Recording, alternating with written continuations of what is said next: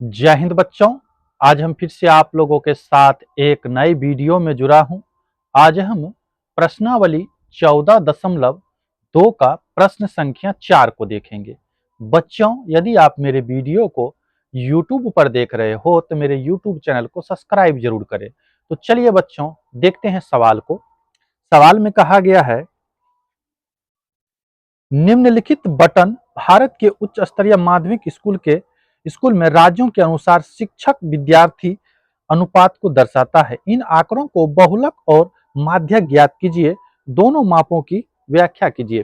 तो चलिए, हम लोग कहता है माध्यक और बहुलक दोनों। तो देखिए बच्चों, हम लोग को सबसे पहले हम लोग को क्या ज्ञात करना है? माध्य और बहुलक। माध्यक नहीं बल्कि माध्य है ना। तो माध्य ज्ञात करने के लिए देखिए बच्चों, हम लोग क्या किए? सबसे पहले यहाँ पे वर्गंतराल और बारंबारता को दर्शा दिए हैं, है ना, जो दिया हुआ है। अब हम लोगों को पता है जैसे कि एक्स आई ज्ञात करने के लिए आप लोगों को पहले बता चुके हैं कि दोनों को जोड़ेंगे, अर्थात वर्ग अंतराल में 15 और 20 को जोड़ेंगे क्या होता है? तो ये 35, अब 35 में 2 से भाग करेंगे तो 17.5। उसी तरह से 20 और 25 को जोड़ेंगे 45, अब 45 में देंगे तो 22.5 हो जाता है ना। तो इसी तरह से हम लोग जोड़ते गए और लिखते गए, ठीक है। उसके बाद हम लोग क्या किए? सिग्मा एफ आई एक्स आई का मान ज्ञात किए। इसके लिए क्या किए? इसको और इसको अर्थात एफ आई और एक्स आई को गुना करके लिखते चले गए। तो लिखने के बाद हम लोग क्या किए? उसके बाद बारंबारता का योग ज्ञात करें, है ना। इसका योग तो 35 कहता है हम लोग को। उसके बाद इसका भी योग निकाले तो ये हो गया 1022.5। तो अब हम लोग को चूंकि माध्य ज्ञात करना है तो यहाँ पे हम लोग क्या करेंगे? इसलिए लिखेंगे माध्य बराबर, माध्य के लिए फॉर्मूला क्या होता है?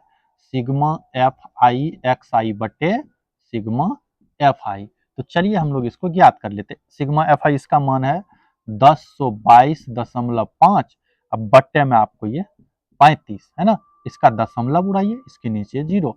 और आपको क्या करना है? अब 10,225 में 350 से क्या करना है? भाग देना है। तो इसको अगर भाग दीजिएगा तो ये आ जाएंगे आपको 29.2। पूरी तरह से 29.2 में पूरी तरह से कट जाएगा, जो इसका माध्य होगा, है ना। लिखेंगे अब, क्योंकि हम लोग को बहुलक भी ज्ञात करना है तो लिखेंगे अब। तो अब देखिए, बहुलक ज्ञात करने के लिए सबसे पहले हम लोग क्या करेंगे, है ना, बहुलक वर्ग क्या है वो ज्ञात करना है। तो उसके लिए हम लोग देखेंगे अधिकतम बारंबारता क्या है। तो अधिकतम बारंबारता आपको कितना है? 10 है। तो इसका मतलब बहुलक वर्ग अंतराल क्या होगा? बहुलक वर्ग हो गया आपको 30 से 35, यहां लिख देना है बहुलक वर्ग कितना हो गया आपको? 30 से 35। तो इसका मतलब L बराबर क्या हो जाएगा आपको? 30। H का मान कितना है? तो अंतर सभी में कितना था?